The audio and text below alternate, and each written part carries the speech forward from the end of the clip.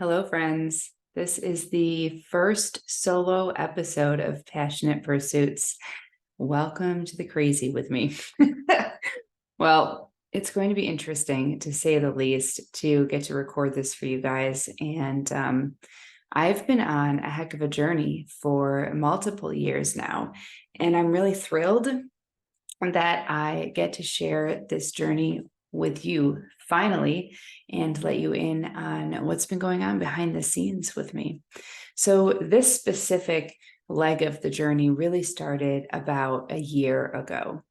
And that was when I was kind of emerging from this period of contemplative solitude. The pandemic had really shifted me into a space where I was able to get super honest with myself, get really clear on who I am and what the heck I'm doing here and what I want to do with the rest of my life. And I share the beginning of that story in my collaborative book, Warrior Women, when I talk about my experience with heart failure. But where it went from there is now this incredible new chapter of the story. And in fact, I'm in a whole new book now.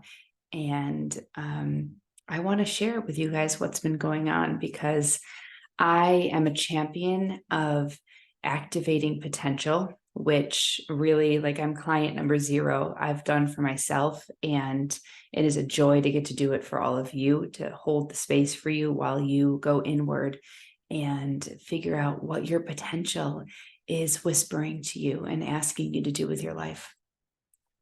So I'm also a huge proponent of vulnerability and transparency and authenticity and radical honesty, and speaking our truth, capital T, truth, first to ourselves, first getting really comfortable with it and embodying it, and then eventually bringing it to the world. So this is like my final step in this journey. This is my final step in coming out. And I'm so thrilled that you all get to be here and witness it. So really, what's been going on? I have had a lot of reactions as I've been stepping out in this journey. I've had mostly incredibly supportive, beautiful, heartwarming responses, but I've had a lot of questions as well. And if you know anything about me, you know that I'm a curious soul and I love questions. So I, in the interest of being super honest and transparent, I'm going to answer some of those questions right here, so that if you're wondering the same thing, or if you're maybe even in a similar spot, that you can get clear on what your answers to these questions might be. But I spent the last 17 years in a long-term hetero-presenting relationship with a beautiful human with whom I'm still friends, and I'm so grateful for our connection. And it was, oh gosh, years in the making that I started feeling this discord within me, this part of me that was rubbing up against all the other parts of me, that wanted to be seen, wanted to be held, was begging just to be heard and listened to and loved. And really, the process that started was one of transitioning out of the church that we were in. It was leaving the job that I had at the time. It was becoming a more compassionate, better parent to our children. And finally, now it was honoring the truth of who I am and my own sexuality. And I grew up in really conservative Christian communities. I started out as a child in a Catholic church, which was actually a beautiful experience. I loved the Catholic Church. I really enjoyed the activities as a child, like getting to go to youth group and being the youngest member of the choir. And I was an altar server. And I just loved the traditions and the rituals present in that church. I loved the way that they kept such beautiful sacred space around the liturgy. So it was a beautiful experience, and I treasure it, and I still do. But something that I learned growing up, and something that really stuck with me, was that God created man and woman, and that we were meant for this, that marriage was a sacrament that existed between one man and one woman. And that was the way that it was. And that was the way that God created us. And if God created us that way, then that's the way we were meant to be. So I really ingrained that. Like, I took my faith so seriously. I loved my faith. My spirituality and my experience of God has never been anything but the epicenter, the whole completeness of my life. Ever since I was a child, when people would ask me what I wanted to do when I grew up, I would say, well, I just want to do whatever God wants me to do. That was my answer. That's still my answer. And I'm thrilled to say that. But because of that, I really took it seriously when I was told something, especially that centered around my faith. So this is going to get really vulnerable, and I'm excited to go here with you. So buckle up.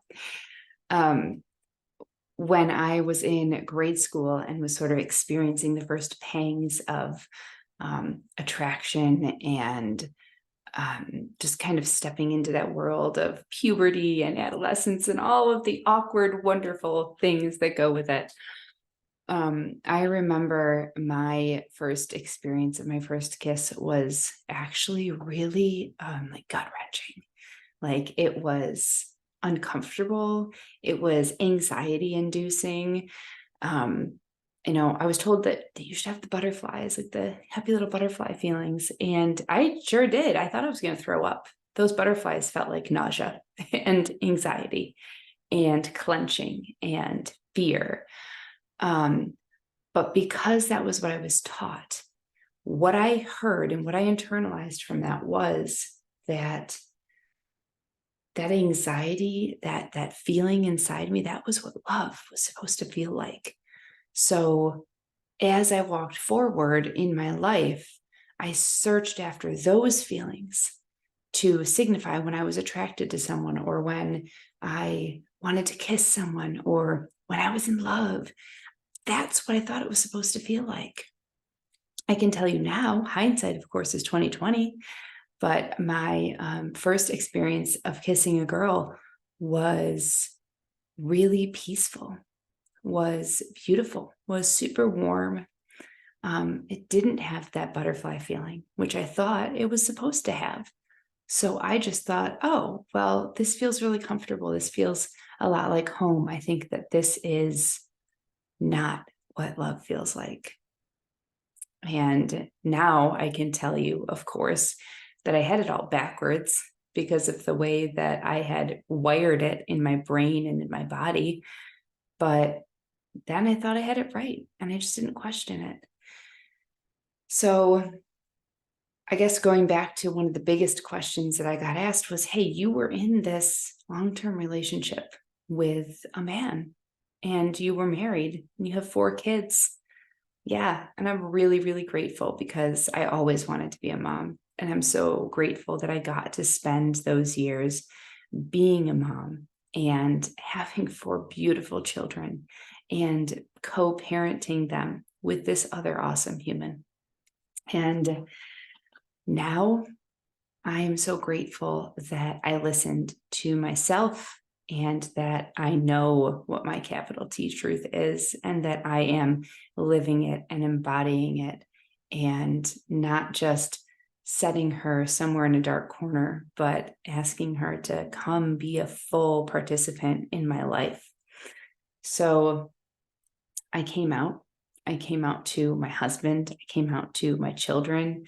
I came out to my family and friends, and I'm slowly dripping it out to the rest of the world as it gets out. But I don't feel any need to rush it or be super in your face about it. But I'm also really, really proud and really, really joyful and excited to live this next book in my life. So that is one of the things that has shaken up for me. And of course, as it comes along with that, my marriage has ended. We are separated. We're doing it differently, though. I refused to go into this process with other people's scripts playing as to how this was supposed to go, or how it had to go, or what it needed to look like, or how it was going to be full of animosity and fighting and negativity. I refused. I wanted something higher and better for both of us. I wanted to take our time and have conversations that were hard but so necessary. I wanted to be the most compassionate person that I could be. I didn't want to run someone else's program when it wasn't necessary or right for me. So we really kind of consciously uncoupled. We did go to therapy, and we talked to friends and family along the way, but we realized partway through this that like everyone has their own scripts. Everyone to some extent is going to want to tell you what you should do, what they would do, what you're doing wrong. And we just decided that we can love our family and friends and our community and also just do this our own way. So we did, and it's been beautiful. And coming from a family of parents who divorced, I really wanted my children to feel super supported. I know that we're not going to get this 100% right. I know that we're not perfect, but the greatest I can hope for is to learn and grow and do better. And that is what I aimed for, and that is what I'm still aiming for. So we have given space for our children to feel their feelings and to know that they're normal, and it's okay to have big feelings about this because it's a big change. It's a big transition. And I think definitely going to therapy, like both of us individually going to therapy and having our support systems and our networks and our resources lined up has definitely helped, because we both took time and space to process separately and together, so that when we kind of opened this up to the children and told them what was going on, that they would be fully supported because we'd already had the space to process for ourselves. And again, it's an ongoing process. I'm not saying I'm perfect, but I am saying that when you face something that's really big and difficult in your life, you get to be the one who writes the script for that. You don't have to go by some prescribed path of what it will look like. So came out consciously uncoupled, and I'm writing a whole new book now, and it's really, really beautiful. And it's a story of growing every single day into the like highest and best version of myself. It looks like experiencing the goodness of this incredible universe we live in, of the presence of God totally saturating every moment and every interaction and everything all the time.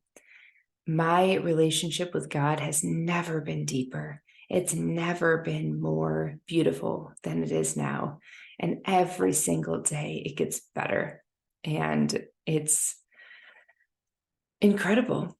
There are no words, really. I'm a writer. I'm a poet. And a lot of the times I lack the right words to put around the way that I experience the world. I tell people that honestly, my life now is almost like a infinite psychedelic experience. because it's really that deep. It's like seeing and feeling and witnessing creation at that depth, understanding that everything that exists in relationship, that I am not I without my relationship of I to other. And therefore, as strange as some of this might sound, that I and other are all part of one, that there is this one oneness, this collective, this spirit, capital S, God, eros, love, that is everything, that we live in a world that literally, this reality literally was created because love, this force of love, eros, just burst outward because it had to express, it couldn't not express this force that was present. And therefore, every experience we have, every moment, every breath, every thought, every touch is part of this love that just burst forth.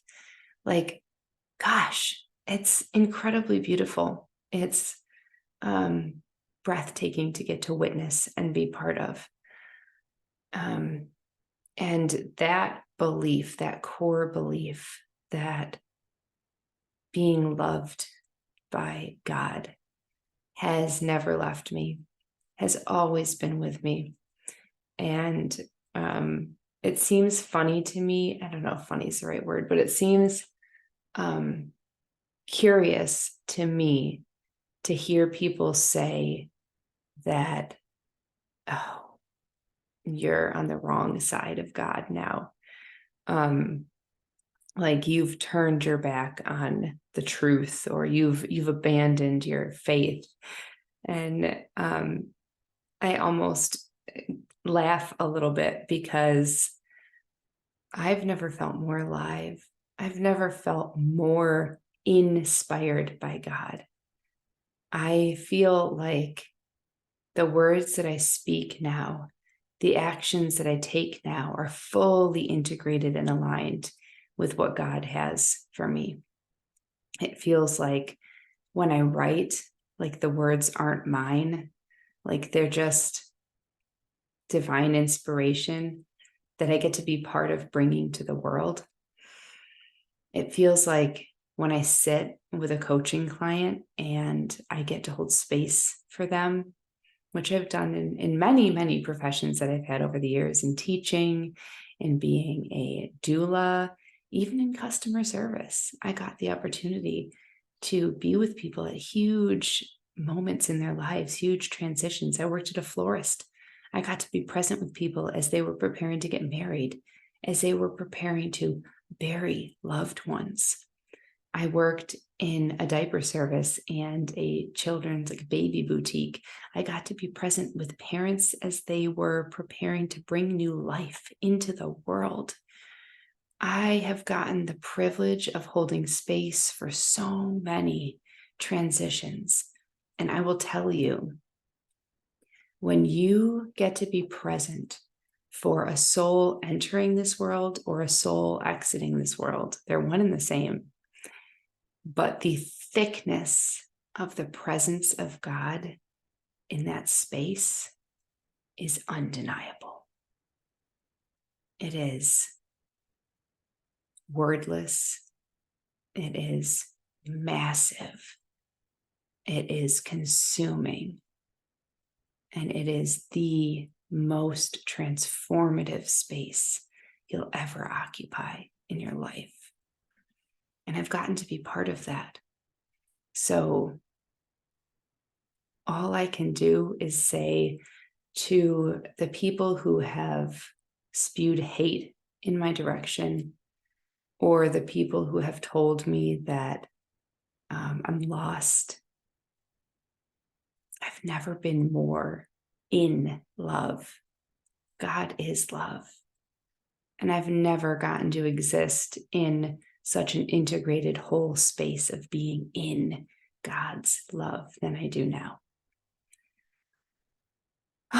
So changing tack just a little bit, this is part of my Authentic Relationships series that is coming out throughout the whole month of September.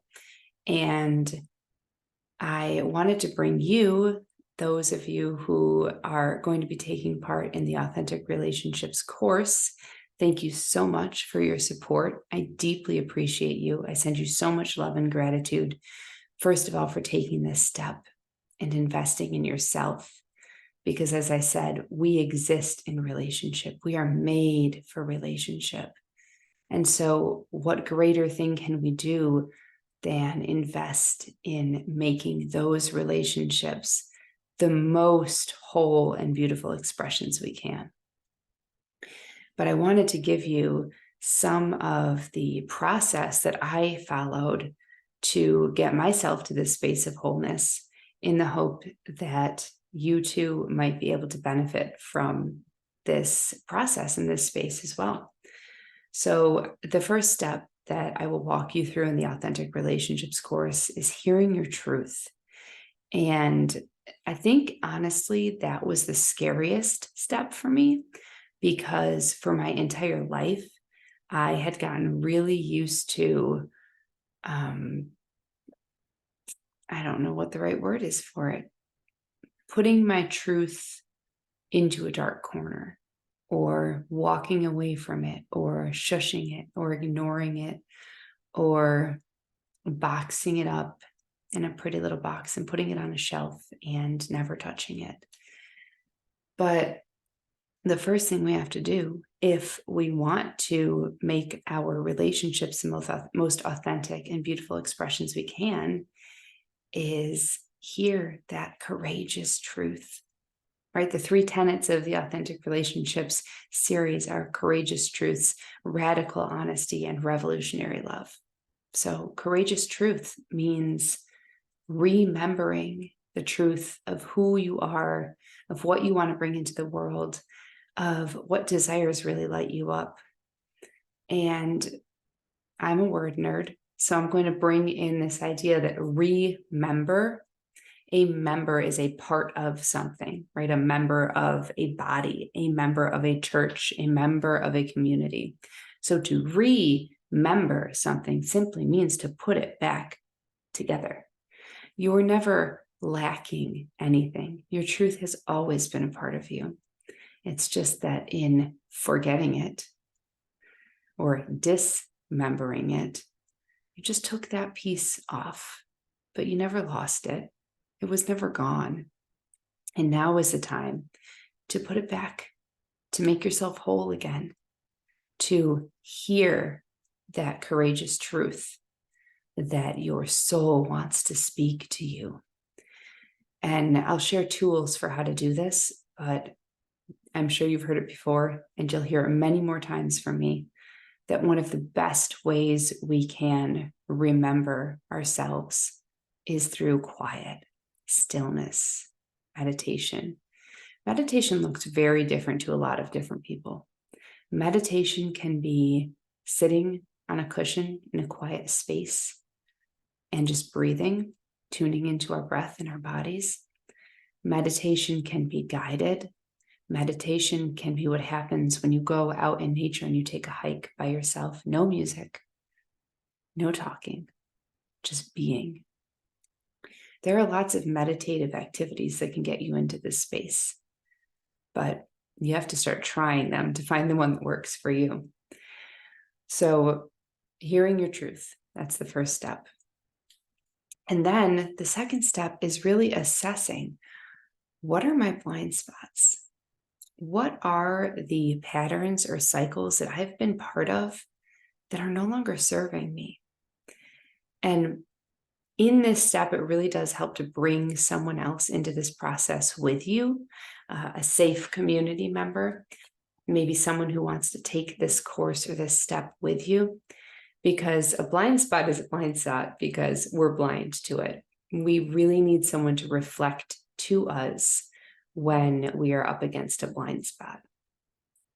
And our cycles, it's really helpful I'm a verbal processor. So I love to have conversations where I dig into these things with other people. Like my really good friend Jasek put it on our podcast episode. If you go back last week to our podcast episode, they were talking about cycles and patterns and like the stalagmites and the stalactites in a cave, and how we sort of cycle our way around and around and around and around and around and around until we reach a point we can look down and go, oh my gosh, I've been repeating this cycle. This cycle doesn't serve me. This is not healthy.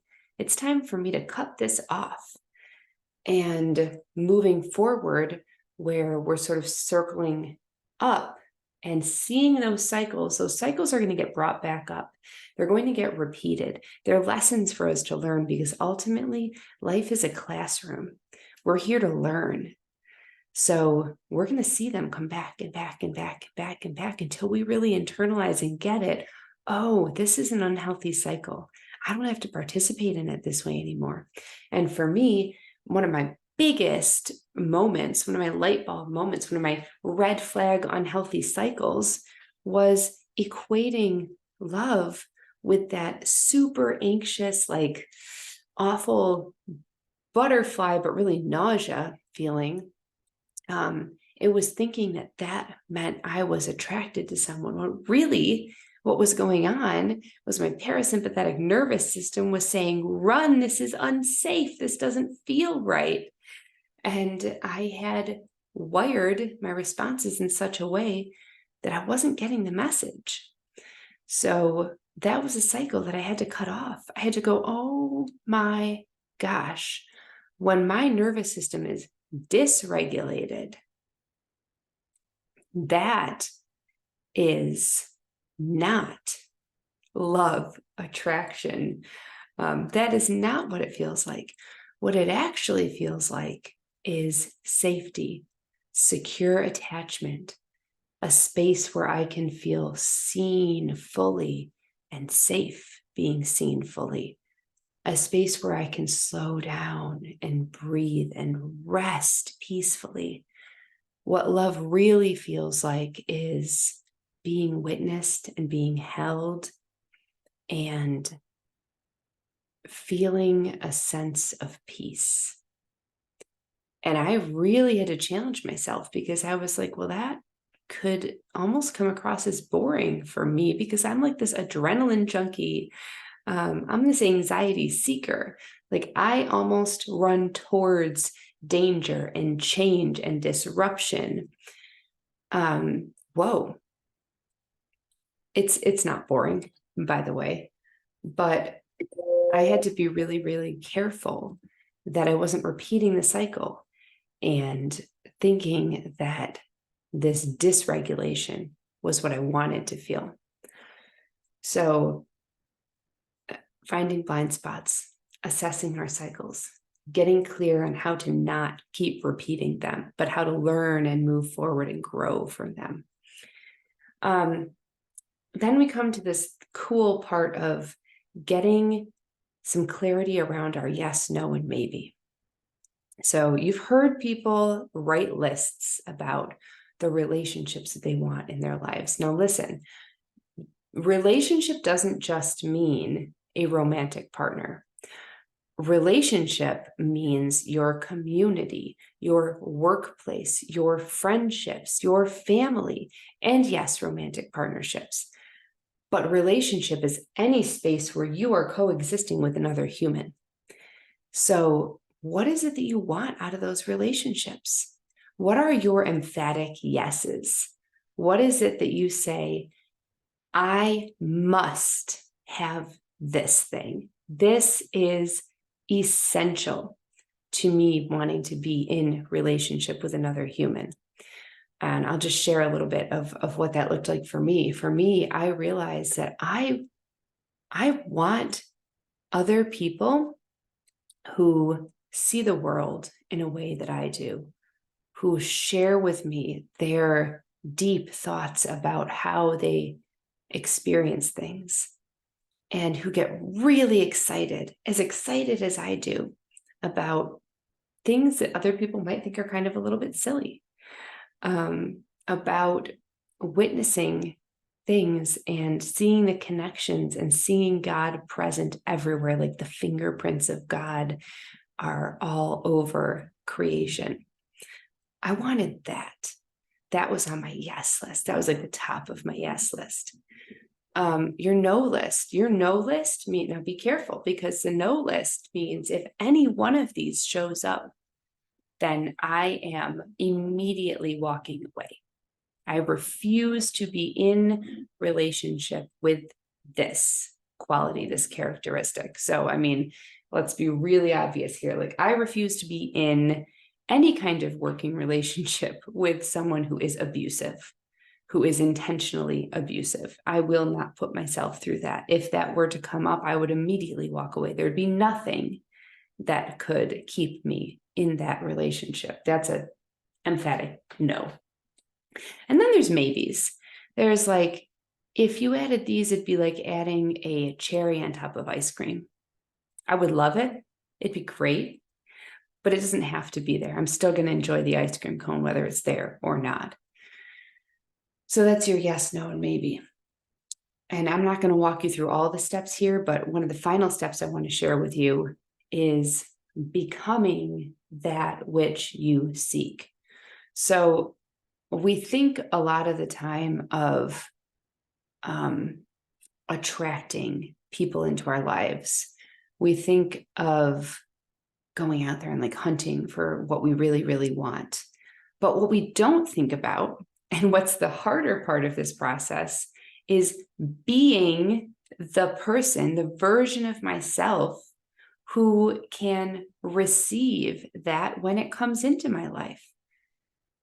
I feel like God, the universe, is not going to bring that which we're seeking into our lives until we're the version of ourselves who can receive it. So instead of being so outward focused, instead of being so intentionally focused on finding that thing, on attracting that relationship, what if we just get really, really, really focused on being the version of ourselves who, when that person sees us, they're going to know. It's going to be an emphatic yes for them. So that takes a lot of work. That makes it a lot harder than just going out and looking for that relationship or that person. That means that I've got to do some excavation here. I've got to do some renovation.